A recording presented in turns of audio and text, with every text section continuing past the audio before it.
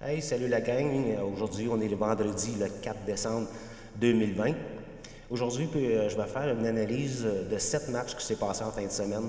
Je vais commencer avec la gang des Patriotes.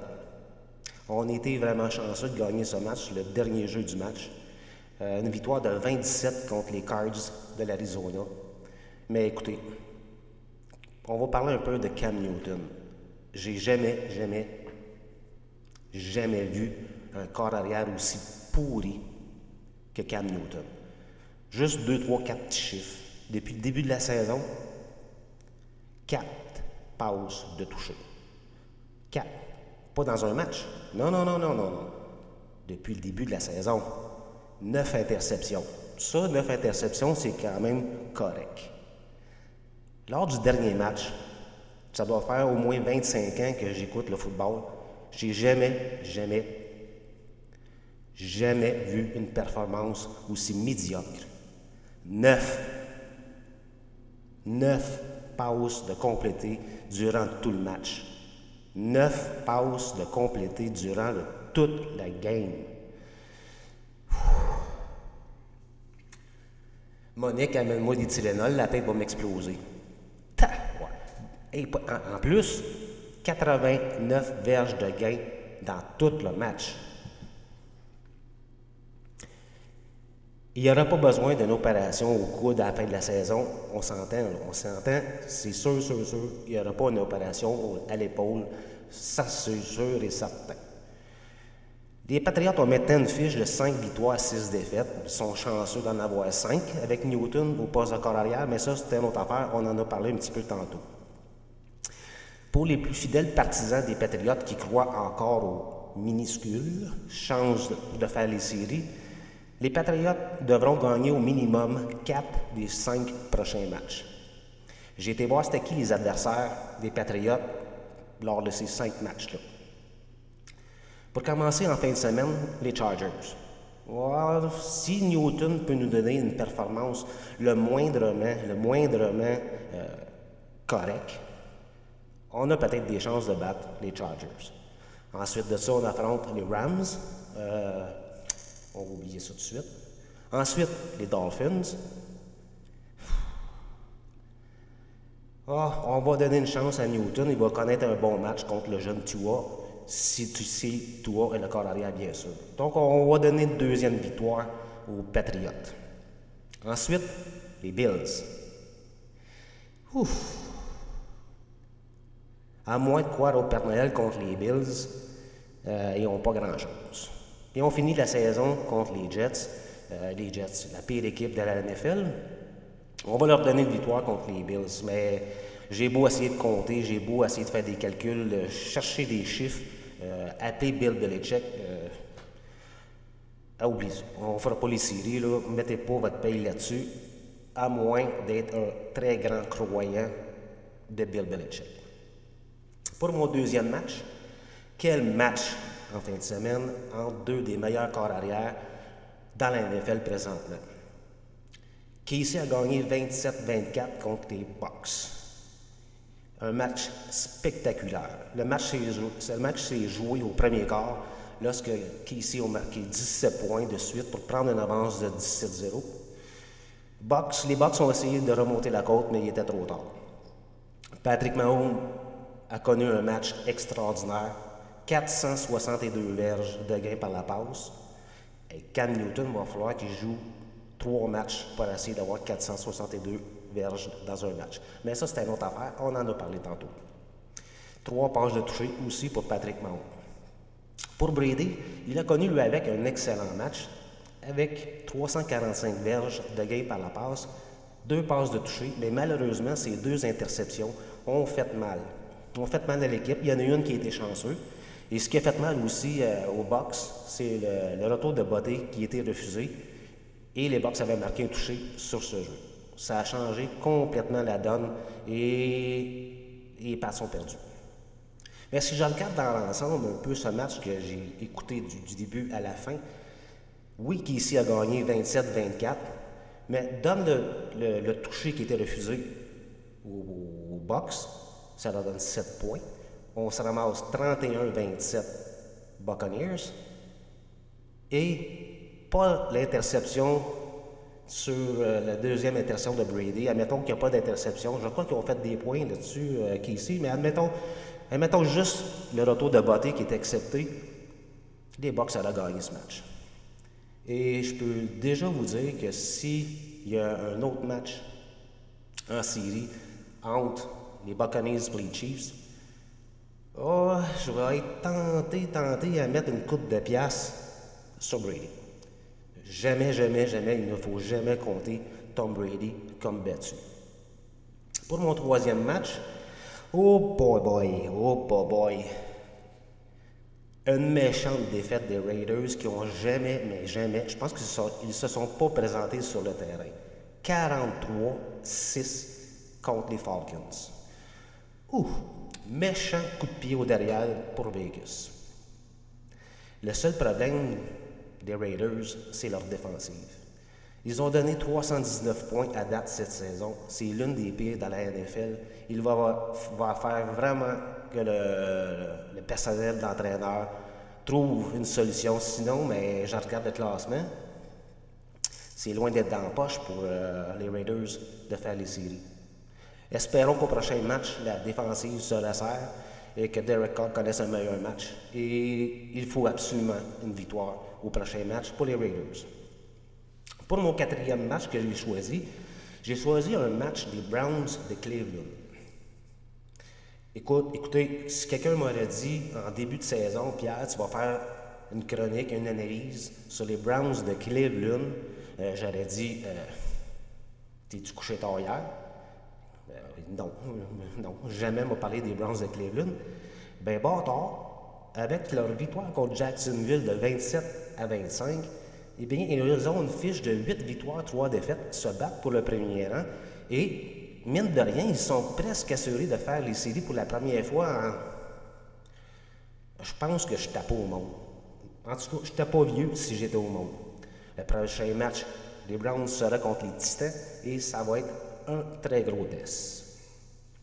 J'ai pris des notes, c'est sûr que je ne peux pas avoir ça tout par cœur, donc je vais tourner la page. Mon cinquième match, les Bills contre les Chargers. Les Bills ont gagné 27-17. Et je ne sais pas, de toutes les équipes qui sont en haut de classement, celle que j'ai moins confiance, ce sont les Bills. Malgré qu'ils ont une excellente défensive, je ne sais pas, j'ai pas un bon feeling. Donc, les prochains adversaires des Bills vont être coriaces. En fin de semaine, les 49ers. Prochain match, les Steelers.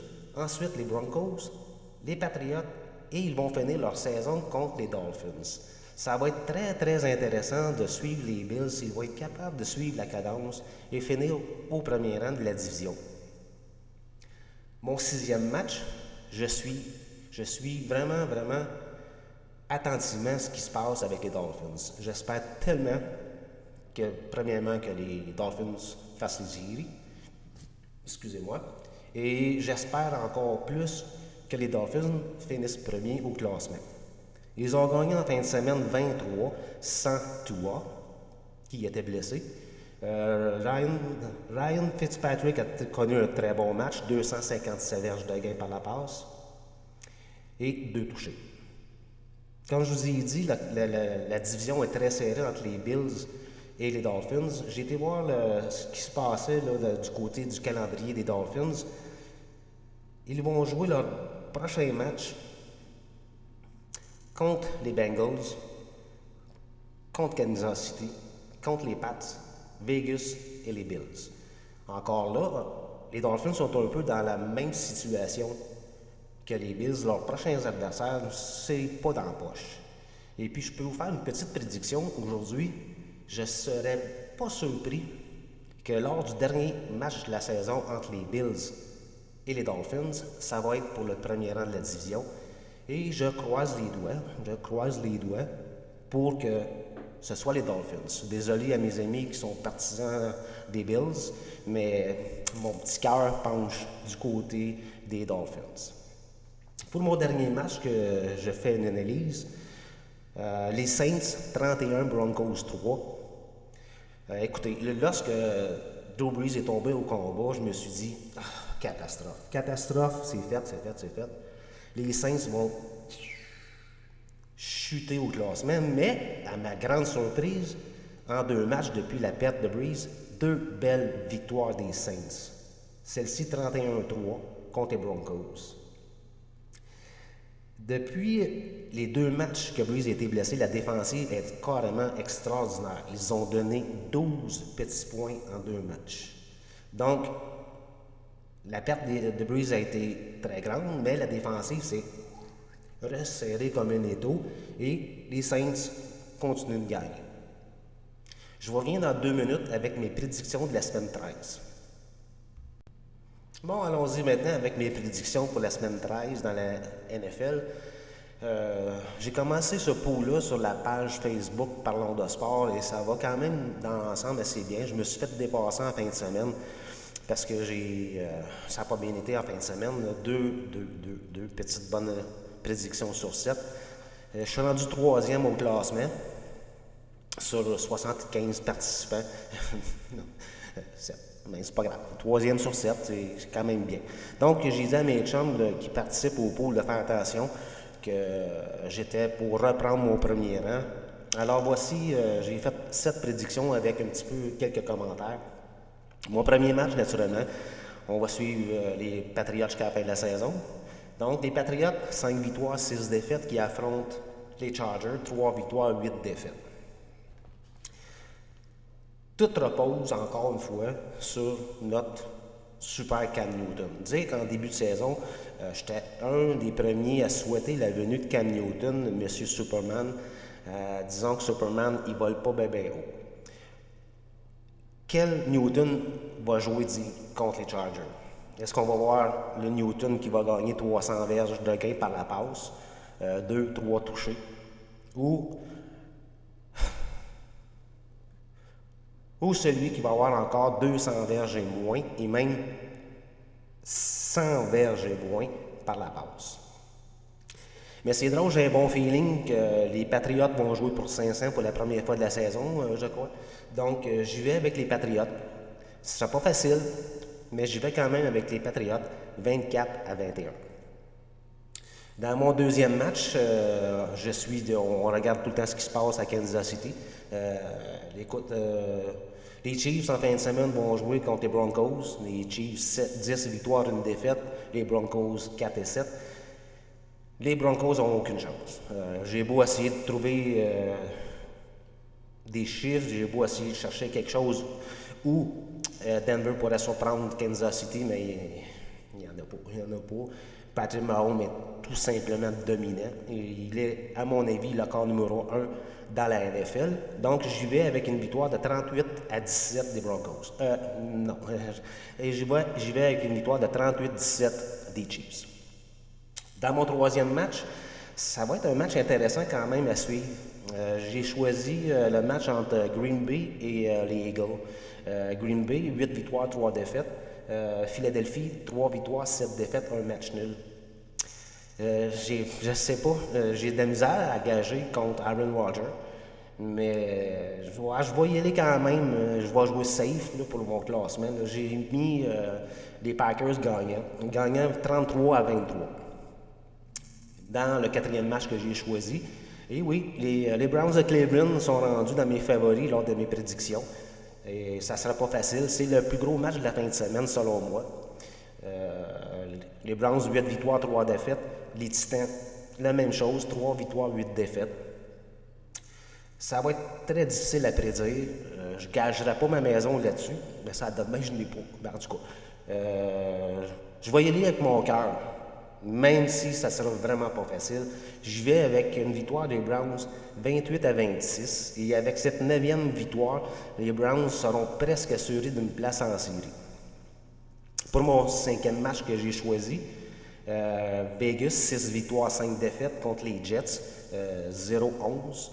Écoute, là, si les Raiders perdent ce match, mon chum Yann Bourgette, le plus grand partisan des Raiders que je connais, soit qu'il fait une dépression ou soit qu'il se jette en bas du pont Champlain. Il faut absolument que les Raiders gagnent ce match. Sinon, s'ils perdent, en plus de perdre Yann comme partisan numéro 1, ils vont perdre leur chance de participer aux séries éliminatoires. Dans le 6e match que j'ai choisi, Washington Steelers. Washington, 4 victoires, 7 défaites, au premier rang de leur division. Oui, vous avez bien compris, 4 victoires seulement. Ils sont au premier rang de leur division qui est vraiment, vraiment médiocre. Et les Steelers, 10 victoires, non, c'est vrai, 11 victoires. J'ai fait mes notes avant le match des Steelers. Les Steelers, donc 11 victoires, aucune défaite. Vont-ils réussir à finir la saison avec une fiche parfaite de 16-0? Je crois bien que oui. Mais depuis quelque temps, la gang Big Ben joue coup-ci, coup-ça. Ils ont battu les Ravens lors du dernier match, alors que les Ravens avaient 17 joueurs, pas dans la formation, 17 joueurs réguliers qui étaient absents à cause de la COVID. Et ils ont eu toute la misère du monde à battre les Ravens. Donc, même si Washington ont un club plutôt ordinaire, je crois que les Steelers vont se servir de leur dernier match contre les Ravens pour montrer à la planète NFL qu'ils sont l'équipe à battre dans la NFL. Donc, je vais avec une belle victoire des Steelers, 36-12. Dans le 7e et dernier match que j'ai choisi, les Bills, 8 victoires, 3 défaites, contre les 49ers, 5 victoires, 6 défaites. Eh bien, comme j'ai dit plus tôt dans l'émission, de toutes les équipes qui sont en haut classement, qui sont en première division, l'équipe dans laquelle j'ai moins confiance, ce sont les Bills. Et j'ai le feeling qu'en fin de semaine, les 49ers vont leur jouer un petit tour. Donc, j'ai choisi les 49ers pour gagner ce match, 38-30. Alors, merci d'avoir été là pour cette première émission et je vais sûrement en faire d'autres, puis je vais essayer sûrement de m'améliorer, mais à date, je crois que je suis quand même, ça a quand même pas été si comme première émission. Donc là-dessus, je vous dis merci. Et si vous voulez vous joindre à nous, on a une super de belle page Facebook, une belle petite gang. On jase pas mal de tout. Je suis administrateur de la page. Elle s'appelle Parlons de sport, justement. On parle de toute l'activité sportive. On essaie d'être neutre. C'est sûr qu'on a notre petite clique des Bruins. Il y a la petite clique du Canadien. Et en général, c'est quand même dans le respect. Donc, on essaye d'être neutre. En tout cas, moi, j'essaie d'être neutre en étant administrateur. J'essaie d'être neutre, que ce soit envers le Canadien ou les Yankees ou peu importe les équipes que j'aime moins. Donc, là-dessus, je vous souhaite une bonne fin de semaine de sport. Espérons que mes prédictions vont bien aller et les vôtres aussi. Vous pouvez me contacter sur mon Facebook, Pierre Pilon, et m'envoyer vos commentaires, m'envoyer vos prédictions ou juste me dire un petit mot. Ça va peut-être m'aider à continuer. Et avant de terminer, pour ceux qui ne le savent pas, eh bien, grâce à mon ami Yann Bourgette, écoutez, j'ai été tellement surpris l'autre jour. Faut que je vous raconte ça avant de partir. Je connais Yann, ça fait des années. Puis en passant, Yann va être mon invité dimanche à 1h dans le studio ici. Il va être mon deuxième cobaye après Dom Rousse. Mais cette fois, avec l'entrevue de Yann, il va y avoir la petite caméra. Parce qu'avec Dom, je ne me sentais pas encore à l'aise d'avoir la caméra d'en face puis avoir l'écran d'en face. Parce que quand on se fait une vidéo comme ça, mais on se voit la face. Fait que ça donne des fois, surtout au début, c'était un petit peu impressionnant. Donc, ce que je veux, où je veux en venir, c'est que oui, Yann, la semaine passée, il sait que je veux faire des entrevues avec du monde normal. Là, on va dire ceux qui sont dans le salon à dépenser une fortune pour voir leurs équipes préférées. Et aussi, il sait que je vais essayer d'avoir des athlètes, du monde connu, du monde du sport. Eh bien, l'autre jour, mon ami Yann, il m'a envoyé un petit messenger. Il dit, Pierre, j'ai parlé à Francis Lafrenière. Je dis, ah oui? Il me dit, t'aimerais ça l'avoir en entrevue? Pardon? Yann, tu ne fais pas des jokes, là? Non. J'ai parlé à Francis, puis si tu l'invites à une entrevue, bien, il serait disponible et il va dire oui. Tu as juste à le contacter, puis demande-lui ses disponibilités. Là, je dis à Claudette, Ici, ici. Viens voir ce que Yann m'a écrit. Check ça, check ça. Là, elle lit ça, regarde. Ouais, pis. C'est qui ça, Francis Lafrenière? Tabarnak! Tu connais pas Francis Lafrenière? The People Champ? Ah ben, bon, attends. Chérie, là, ce qu'on va faire, là, après ce souper, là, on va aller sur YouTube, là, puis je vais te présenter c'est qui Francis Lafrenière. Un guerrier. Mais là, attends. Non, c'est pas des jokes, Yann, c'est pas un joker, puis je pense pas qu'il me ferait ça. Fait que là, j'avais encore de la misère à y croire, fait que là, je m'en vais sur Facebook, Francis Lafrenière. Là, je vois sa photo de profil, puis là, je veux envoyer un message à Francis, mais je suis mal à l'aise. Pourquoi Francis, un champion de boxe reconnu mondialement, va vouloir accepter de donner une entrevue à moi, assis dans un loft que personne ne connaît, à part mes amis, ma famille qui pensent que je suis rendu fou.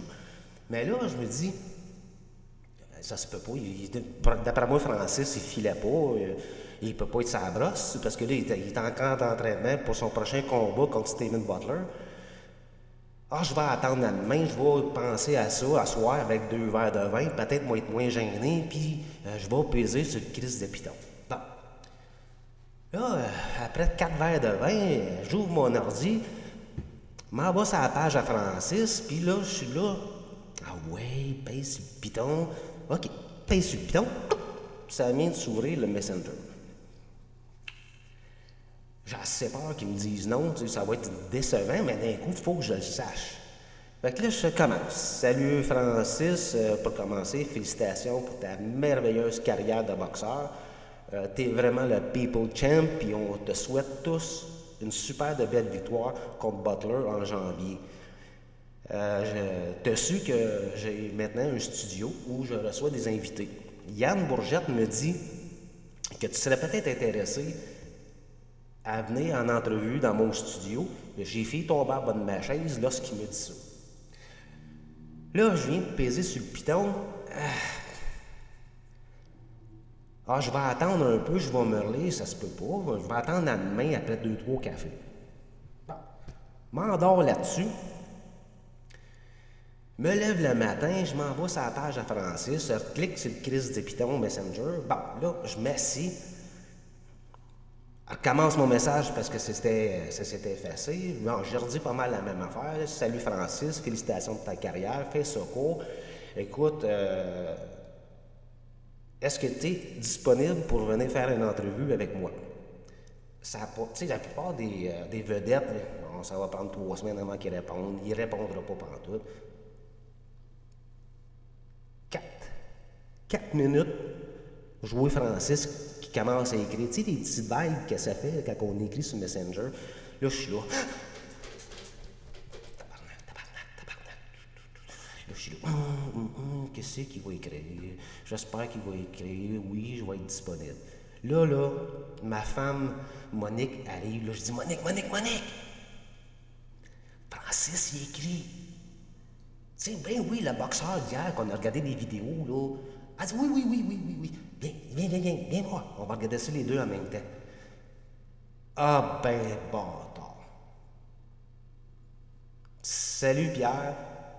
Ça va être avec grand plaisir que je vais aller dans ton studio pour te donner une entrevue. Je te l'avais dit, Monique, je te l'avais dit que c'était pas de marcher, cette affaire-là. Là, je me pratique avec des cobayes, mes amis, là. Ben, après ça, je vais continuer à me pratiquer avec mes amis parce que je les aime, mes amis. Eux autres, là, c'est des vrais. C'est des vrais sportifs de salon.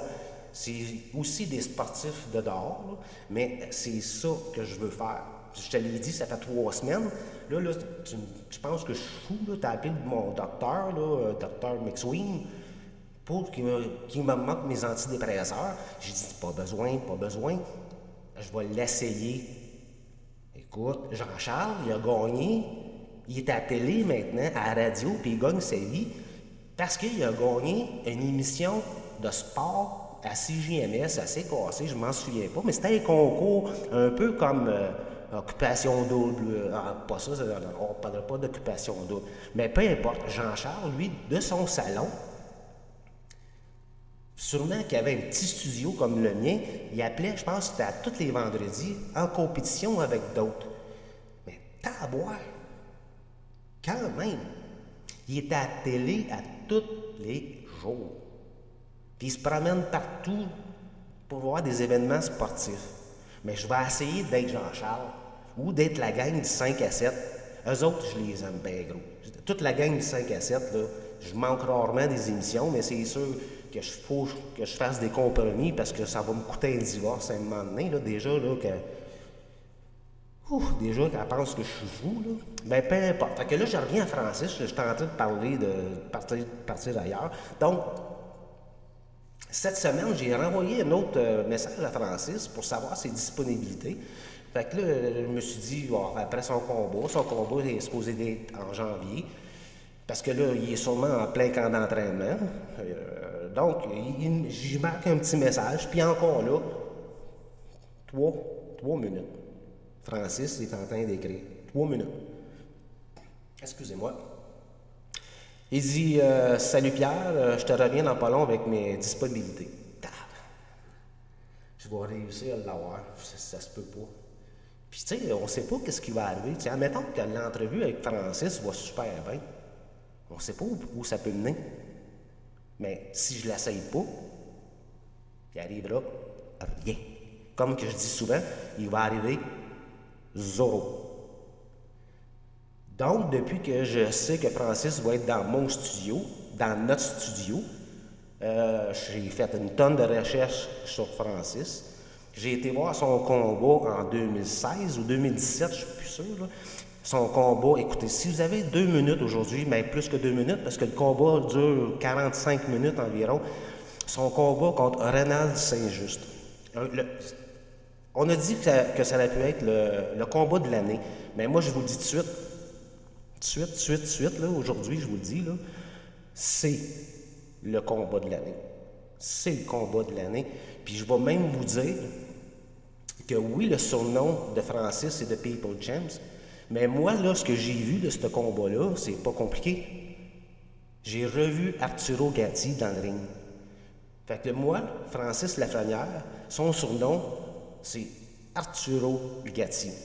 Ce gars-là, là, c'est une machine.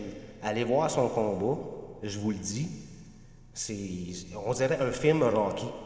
On dirait que c'est arrangé, là, mais c'est pas arrangé.